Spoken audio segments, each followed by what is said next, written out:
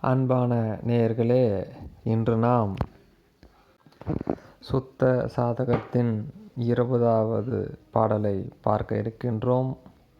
சூக்குமம் அதனில் நின்று முன்வினையில் தூல தேகம் உளதாகும். சூக்குமம் தனது காரணம் அடையீர், தூலமும் சூக்குமத்தை அடையும். சூக்குமம் தனது காரணத்தை அடையீர், தூலம் இங்கு அகன்றது என்றால். சூக்குமம் தனது காரணத்தை விடுத்து தூலம் ஒன்று எடுத்தது என்று உணர்வாய். இந்த பாடலுக்குள் செல்வதற்கு முன்னோட்டமாக இங்கே பயன்படுத்துகின்ற சூக்குமம், காரணம் மற்றும் துலாம் என்பது, காரணம் என்பது ஆன்மாவையும், சூக்குமம் என்பது மனம் புத்தி முதலிய அந்த கரணங்களையும், துலாம் என்பது இந்த தேகத்தையும் குறிக்கும் என்பதை நினைவிற்கொள்ள வேண்டும். ஆக முதல் வரியாகிய சூக்குமம் அதனில் நின்று முன் வினையில் தூல தேகம் உளதாகும். ஆக முன் வினையில் என்பது போன ஜென்மத்திலே, சூக்கும் அதனில் நின்று என்பது போன ஜென்மத்திலே மனதினால் செய்த பாவ புண்ணியங்களுக்கு ஈடாக தூல தேகமும் உளதாகும். அதாவது இந்த ஜென்மத்திலே நமக்கு கிடைத்திருக்கின்ற இந்த தூல தேகமானது முன் ஜென்மத்திலே நம் மனதால் செய்த பாவ புண்ணியத்துக்கு ஈடாக வந்தது என்று அறிய வேண்டும்.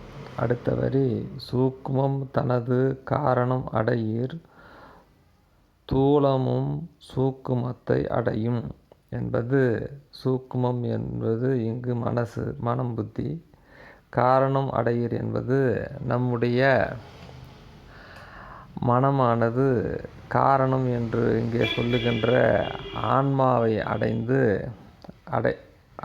ஆன்மாவை அடைவது அல்லது ஆன்மாவிலே லயிக்கிறது. அந்த மாதிரி லயித்திருந்தால் தூலமும் சூக்குமத்தை அடையும் என்பது, தூலம் என்பது இங்கே இந்த உடம்பு, சூக்குமம் என்பது மனம் ஆகிய இந்த தூல உடம்பானது சூக்குமம் ஆகிய மனம் மாதிரியான அந்த அருவ நிலையை அடையும். அதாவது இப்பொழுது நம்முடைய மனம் எதை பற்றுகிறது அல்லது எதை அடைந்திருக்கிறது என்று சொன்னால், இந்த உலக விஷயங்களில் போய் அவற்றை பற்றி அனுபவித்து கொண்டிருக்கிறது. இந்த உலக விஷயத்தை விட்டுவிட்டு நமக்குள் இருக்கின்ற அந்த நித்திய பொருளாக விளங்குகின்ற ஆன்மாவை, இங்கே சொல்லுகின்றவாறு காரணம் என்று சொல்லக்கூடிய அந்த ஆன்மாவிலே லயித்து இருக்கின்ற பொழுது நம்முடைய தூலமானது சூக்கும நிலையை அடையும் என்று கூறுகின்றார். அதற்கு அடுத்த வரி, சூக்குமம் தனது காரணத்தை அடையீர், துலாம் எங்கு அகன்றது என்றால். அதாவது இந்த சாதகத்திலே பயிற்சி செய்யக்கூடியவர்கள் சூக்குமம் என்று சொல்லக்கூடிய தன்னுடைய மனதை காரணம் என்று சொல்லக்கூடிய ஆன்மாவிலே லயித்து இருந்தபோதும் அவர்களுடைய தூலம் ஆகிய உடம்பு அவர்களை உற்று அகன்று, அதாவது இறக்கும் தருவாயிலே கீழே விழுகிறது என்று சொன்னால் என்று அதனுடைய பொருள் என்னென்று அடுத்த வரியில் சொல்லுகிறார். அதுக்கு அடுத்த வரி, சூக்குமம் தனது காரணத்தை விடுத்து தூலம் ஒன்று எடுத்தது என்று உணர்வாய்.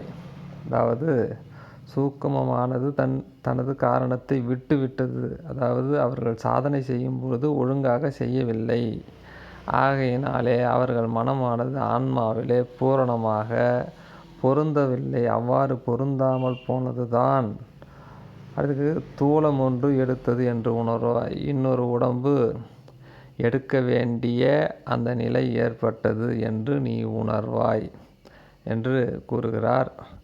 ஆக இந்த பாடலினுடைய ஒட்டுமொத்தமான கருத்து, நாம் முற்பிறவியிலே நாம் செய்யக்கூடிய மனதால் செய்யக்கூடிய பாவ புண்ணியங்களுக்கு ஈடாக நமக்கு இந்த தூல தேகம் கிடைக்கின்றது என்றும், நம்முடைய மனமானது இந்த உலக விஷயங்களில் போய் பற்றி உலகியலில் இல்லாமல் இந்த உலகத்தை விடுத்து நம்முடைய மனம் நம்முடைய ஆன்மாவை சத்விசாரம் மேற்கொண்டு ஆன்ம தரிசனம் அடைந்து அந்த ஆன்மாவிலே லயிக்க ஆரம்பித்து விட்டால் நம்முடைய உடம்பானது சூக்குமம் என்று சொல்லக்கூடிய அருவ நிலையை அடையும் என்றும், இந்த மாதிரி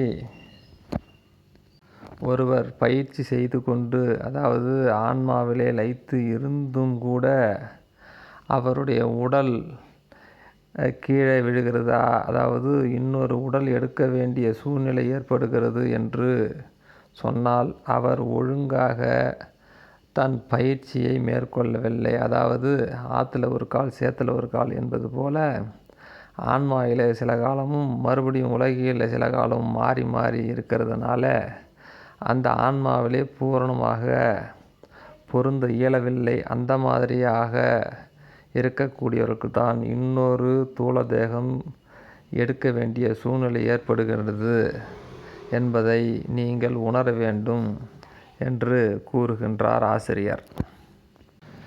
ஆக சென்ற பாடலில் சரியாக சிவத்தை சீவன் சென்றடைந்து விட்டால் இந்த தேகமானது